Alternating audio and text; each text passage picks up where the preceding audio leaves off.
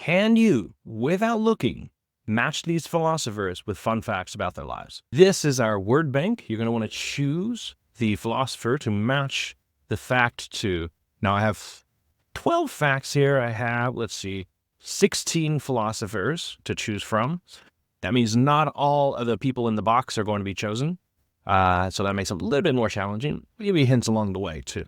So let's start with number 1. Which philosopher went crazy then died upon witnessing a horse being whipped? I'll give you a minute to decide. Again, no Googling, no looking up. Just go. You aren't necessarily supposed to know these. They're just fun facts. I call this, for example, getting to know the philosopher. I also call this humanizing the philosophers, because many times we think of philosophers as old, dead men. A lot of those stereotypes are true, but we're going to see some interesting facts about their lives to think that, well, not all stereotypes hold, and these were real people. So, back to number 1. Which philosopher was this? This was Friedrich Nietzsche. Give yourself a pat on the back if you knew that one. Friedrich Nietzsche, right here. Now, you probably knew him most well from his famous saying, "God is dead." Said, "God is dead and we have killed him." And you may remember a movie from years back called God's Not Dead. It was kind of a response to that. A student goes into a philosophy classroom and the professor is quoting Nietzsche, "God's dead." And the kid, of course, is like, "God's not dead." So anyway, that's how that goes. Yeah, so he's famous for saying that. But this little episode occurred at the end of his life. He died in the year 1900, very easy to remember. He had contracted syphilis, and there was no cure at the time. And when you contract syphilis, it goes to your brain, and he kind of went crazy. And in this episode, this happened in the Vienna square, the town square. He had seen someone whipping a horse. He flung himself around the horse's neck to stop the guy. And then shortly after this episode, he died, unrelated to this episode, but he died shortly after this because, of course, it was at the end of his life. He had gone crazy. All right, now, next one. If you got that one, good for you. Did 1 out of 1. Let's keep going and see how you do. Which philosopher fell into a well because he was preoccupied with looking at the sky? Take you a moment to decide. And I'll give you a hint here if you're kind of stumped. It is an ancient Greek philosopher. So it's one of these guys with just one name. So that narrows it down tremendously here. You've got only 5 to choose from. And if you guessed Thales, you were correct. Thales of Miletus is probably among the Western world the first known philosopher. He's considered a pre-Socratic philosopher. And this episode, actually, we get this from Plato, the story from Plato, he recounts it. We also get this from Aesop's Fables. You know, Aesop's Fables, The Boy Who Cried Wolf, Tortoise and the Hare, and other wonderful fables. Well, Aesop was an ancient Greek. I don't know if you knew this. But Aesop called this story the astronomer who fell into a well. And this is typical philosopher behavior, right? This fits the stereotype. You know, head in the clouds, unbothered by the world, the absent-minded professor sort of behavior here going on. Oh, what an idiot, he falls into a well. There's more to the story, of course, than that. And we're not really sure how historically accurate this is, but there's that. We do have this story about him from 2 different really esteemed sources. All right, next one. Which philosopher also invented a language, wrote a medical treatise, and composed music? All this in addition, of course, to being a philosopher. I'll give you a minute to guess, and I'll even give you a hint. This is a woman, believe it or not. This is a woman. And in fact, in our word bank, among our choices, it is the only woman up there. And of course, many students at this point, they'll say, oh, maybe it's Jean-Jacques Rousseau or Rene. But Rene Descartes, he's a man. Jean-Jacques is a man. Rene, if he had one more E at the end of his name, of course, it wouldn't be he, it would be a woman. The answer to this is Hildegard von Bingen. In fact, Saint Hildegard von Bingen. She was a Renaissance woman before the Renaissance. She lived in the 11th or 10th century, and she was, as I said, a Renaissance. She was a jack of all trades. She did everything. In addition to being a philosopher, she was a saint. She composed music. We still have many of her musical compositions today. I actually had an old colleague who had her doctorate from Columbia, an Ivy League school, in musicology. And I asked her, I said, you know, I was excited. I was like, do you know who Hildegard von Bingen is? She's like, of course I know who Hildegard is. Everybody does. And so she composed music. She wrote a medical treatise on medicine right there in the Middle Ages, and invented a language. Of course, this is not just any, it's not like German or English or anything that we speak today. It's one of those constructed languages, Conlang, like Klingon or something. I'm not sure if we still have the actual whole language lexicon still, but she was also, in addition to all these things, was known to be a mystic. So she had like religious visions and so on. So very interesting characters. All right, what about this one? Which philosopher said, God grant me chastity, but not yet? Many people are going to get this right away, but let me give you a hint. He's African. He's probably the only African on our list here. He's also one of only 3 saints that are on this. There are 3 Catholic saints in this box. We just talked about one of them. There are 2 more left. And if you guessed for this one, number 4, if you guessed Augustine of Hippo, St. Augustine, you are correct. He is African, and a lot of people don't realize this. He's not sub-Saharan African, but he's North African. His family was Berber. His father was a Roman colonist, and his mother was of Berber descent, which is an ethnic group there indigenous to North Africa. This one I like to include because, whereas this number 2 here, you get that really stereotypical view of, oh, what an idiot, absent-minded philosopher, just head in the clouds, not know where he's going, and what a dum-dum, doesn't know how to do anything but think he falls into a hole. Of course he does, right? So you get that picture of that, of course, but you get the picture of what you expect philosophers to do is kind of look at the world, at the external, look at what's out there. Here, number 4, you get another picture of what philosophers also do. They look inward. He's looking in psychologically. And this is probably my favorite part of philosophy, is you look inward. What sort of world is there? It's very interesting. Grant me chastity. Do you know what chastity is? It's like purity. It's like sexual purity. So this prayer literally is, God, help me be pure, but give me a little time. Don't do it right now. Could you imagine praying that prayer? Not only thinking that, like subconsciously, but praying that.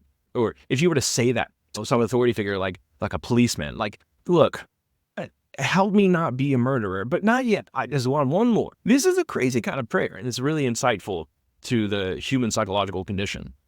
All right, what about the next one, number 5? Which philosopher invented calculus? I'll give you a hint.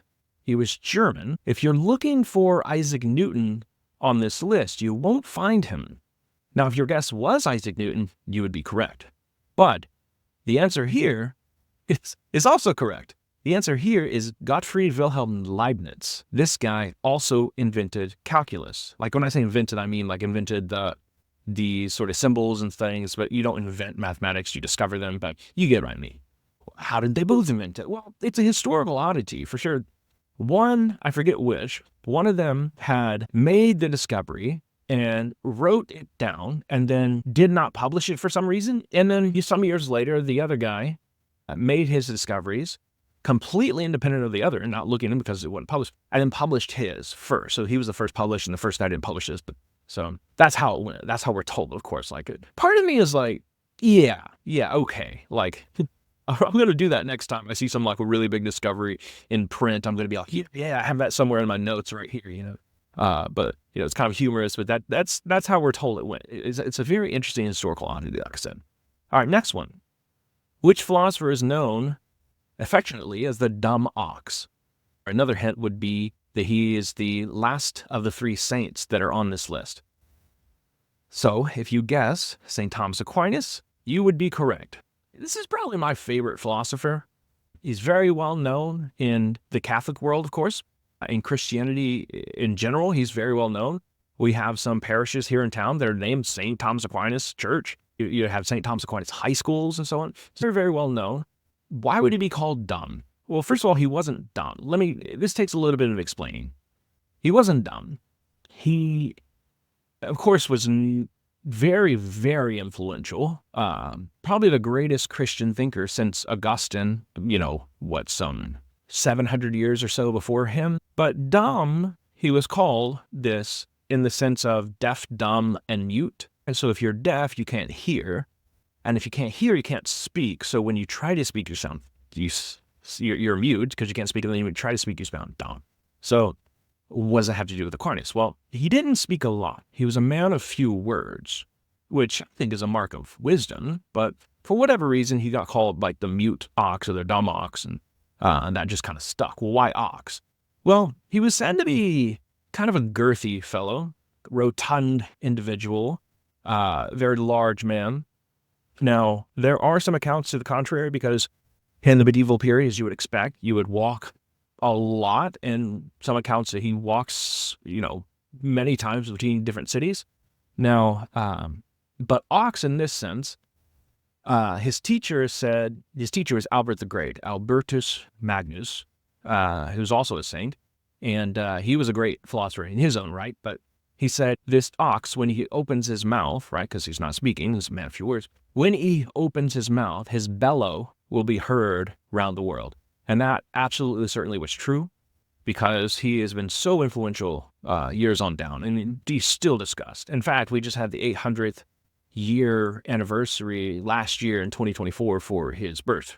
An entire conference from people all around the world, from Southeast Asia, South America, Europe, Rome, and all around the United States, that took place at University of Notre Dame. All right, what about this one? Which philosopher, after being found guilty in a court of law, asked for his sentence to be gourmet food?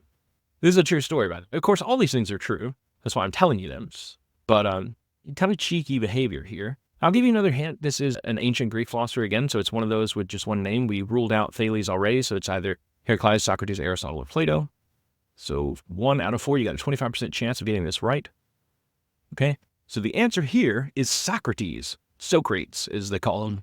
So here's the story with this one. He was found guilty in a court of law. Now, he didn't do anything, like literally didn't do anything. They were trumped up charges, false accusations of him doing things like corrupting the youth by teaching them philosophy. You can read about this in Plato's dialogue called the Apology.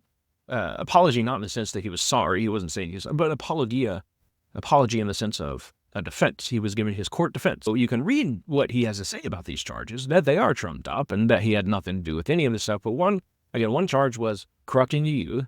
He has some things to say about this. Why would you corrupt people who are closest to you? That would be unwise and imprudent and foolish of you. Then they would hurt you. So he says some things in response to this. And then the second charge was that he was not a believer in the gods of the city, or more or less kind of like an atheist, right? But this certainly isn't true, because we could see even in his account and all the other accounts that we have of Socrates, he wasn't an irreligious person. In fact, in the Apology, he discusses going to the Oracle of Delphi, which was meant to praise and worship the god Apollo. He talks about hearing the god's voice and doing it as the god tells him to do, and so on. So these are truly trumped up charges, but he's found guilty, right? So it goes. And then what about this? Well, you see, just like in my country, in the United States, in American justice, you have 2 trial phases. You have the guilt phase, and then you have the penalty phase. So the guilt phase, he was found guilty, right? And then you have the penalty phase, and it's like, well, what is his punishment going to be? And much like you would do with a child, you'd settle down and be like, well, what do you think you should be punished with? What do you think your punishment should be? Of course, he didn't think he'd do anything wrong. So, cheeky bastard that he is, he said, you know what?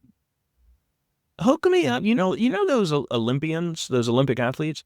Hook me up with what they got going on. They've got free housing. You set them up at the nicest hotels. You set them up at this really nice cafeteria with gourmet food. I want that. You guys owe me that. Because again, he did nothing wrong. So, of course, after that, they sentenced him to death. So, the vote for him to be found guilty was rather close. But after that cheeky performance and proposal that was ridiculous, they thought in their eyes, it was an overwhelming decision to put him to death. So, in any case. All right, next one. Which philosopher told Hans Christian Andersen that his fairy tales sucked? Again, true story. I'll give you a hint here. Along with Hans Christian Andersen, this philosopher is Danish. And the answer here is Søren Kierkegaard, or Kierkegaard is the Danish pronounce it. Now, he didn't say this in this exact wording, of course. Yeah, your stuff sucked. But he certainly had objections to them, right? Now, why would you have a problem with these beautiful fairy tales? Well, let's think about it. Have you ever read the original, or had them read to you when you were a child, the original fairy tales? Like Grimm Brothers, they're also guilty of this, or Hans Christian Andersen. Hans Christian Andersen was responsible for such classics as The Snow Queen, which became frozen, The Little Mermaid, and The Ugly Duckling. So those kinds of stories. Well, what's the problem with these? Well, I'll give you an example.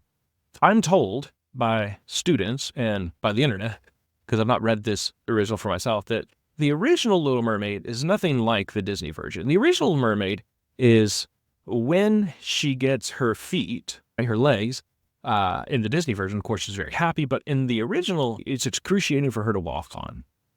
Or at the end of the original fairy tale, Little Mermaid, she jumps off a cliff to her demise. They left that out of the Disney version. So Kierkegaard, he obviously thought that this was not good for young children to be reading. I'll give you another example. This is not Andersen, Hans Christian Andersen. This is the Grimm brothers. They had such classics as, for example, Hansel and Gretel. You remember the story, Hansel and Gretel, right? A brother and sister, they're lost in the woods, so they leave a trail of breadcrumbs, and then they find this witch's house. It's made of candy, but they get locked in there under deception, and the witch is going to eat them, but then it's like a chicken bone because she's trying to fatten them up, and they put out chicken bone, so it could be like, well, we're still skinny, don't eat it yet. But then eventually, they push her into the oven, and then they flee. That's the story. We're all familiar with it. Do you know why they were in the forest to begin with? This part is often forgotten or maybe even left out altogether. They were in the forest because their family abandoned them in the forest. There was a famine in the land, and their parents just brought them out there and said, you know what, there are too many mouths to feed, not enough food to go around, y'all got to stay. We can't put up with you. And they expected them to die out there, left them to die. Of course, you don't want to be reading that to young children, and you can scare them, right? So Søren Kierkegaard, he had a problem with such fairy tales. And as Hans Christian Andersen was his countryman there in Denmark, he was very close to that sort of scene. And so this is why he raised this concern, this objection. All right. Many people will know this one, but I'll ask it anyway. Which philosopher laid the groundwork for the Declaration of Independence? You might not need a hint for this one. All right. This one is John Locke. John Locke. You might remember, of course, the phrase, life, liberty, and the pursuit of happiness. Well, that's the way it goes in the Declaration of Independence, but in John Locke's original writing, it was life, liberty, and property. Now, this has nothing to do with slavery, as you might assume. This had to do with, at a time, in the 1700s, John Locke is writing. He is in a time period where things are owned by feudal lords coming out of the medieval ages, and now they're owned by the king, the crown. And so at this time, property being owned by a single individual who's not a lord or a noble whatsoever, that's a novel idea. So he talks about how if you put your blood, sweat, and tears, if you put your actual work into something, then it's reasonable that you should own that thing. And so that's why he brought that. But for whatever reason, the founders, the forefathers, the new independent United States of America, they decided to change this to pursuit of happiness. So there's that. Okay, which philosopher was Alexander the Great's personal tutor? And again, this is one of the Greek philosophers, and all we have left is Aristotle, Plato, and Heraclitus. And if you guessed Aristotle, you were correct. Because it goes like this. Socrates was a teacher, Plato was a teacher of Aristotle. Aristotle taught Alexander the Great. So it's an amazing lineage, to be honest. Something that you rarely see in history, to have that great minds just kind of boop, boop, one after the other, right? It's like having an NFL team with like Hall of Famer quarterbacks, one after the other. Joe Montana and Steve Young, right? Brett Favre and Aaron Rodgers. Like, this is rare in history. And you often see people try to take advantage of this when they're writing what are called pseudepigrapha. You have people in history who were authors who claim to be Aristotle, for example, just, you claim to be any one of these authors or any number of different authors in history because they want to attach their writing to a famous name so it'll be read and remembered. So we call those authors, for example, with Aristotle, we'll just call them pseudo-Aristotle. They aren't really Aristotle, but they might have something interesting to say and worth reading still, but we don't really know them because they're anonymous. So pseudo-Aristotle. They call themselves Aristotle, but they weren't really. So you might see that name every once in a while. All right, you might also know this one, but I'll ask it anyway. Which philosopher was the University of California named after? Give you half a second to reply. And here we go. That answer is George Berkeley. Berkeley is how you pronounce it. I believe he was Scottish or Irish. In any case, we call it Cal Berkeley, of course, today. And I believe, if not mistaken, he was a bishop or something of that sort. All right, final one here. Which philosopher was philosophically refuted by a princess? And this one's a hard one. I'll give you a hint. This one is a French guy. All right. Answers in, locked in. The answer here is René Descartes. René Descartes. So this princess, real princess, her name was Elizabeth of Bohemia. You can actually find her not only on Wikipedia, of course. If you Google her name, Elizabeth of Bohemia, you'll get her Wikipedia entry, but you'll also get an entry at plato.stanford.edu. This is the Stanford Encyclopedia of Philosophy. She's got her own entry there, which I think is really even more impressive than having your Wikipedia. Anybody can have a Wikipedia entry. But she was known to history, not just as a politician or statesman or a noble, a princess. She was known for her correspondence with Descartes. And there's this long entry on the Encyclopedia of Philosophy, all dedicated to her thought, her correspondence with Descartes, her original thought on the passions or the emotions. So it's really quite interesting. And I say here refuted. Some people might disagree. They might say rebutted. If you know the difference between rebuttal and a refutation, a rebuttal is like, oh, I'm just giving you another reason to think the opposite. But a refutation is where an argument's been given and you, instead of just giving you the opposite, I undercut your argument completely so that you have nothing to stand on. So there's a controversy over whether this is a rebuttal or refutation, but you can go look up the arguments yourself, I suppose. So that is it. But now humanized philosophers, all to show that not everybody is old, white, Greek, bearded even, so on and so forth. You do have some non-Europeans in here. Of course, this was just a select few. You do have some women in here, or one woman. There are many other I could have placed in this box. Interesting to see that these were real people who lived real lives, who have really kind of humorous and interesting anecdotes and fun facts about their lives. So that's it. Of course, if you're not subscribed, let this be a reminder from my wife to make sure you subscribe. And I look forward to hearing from you next time. Take care.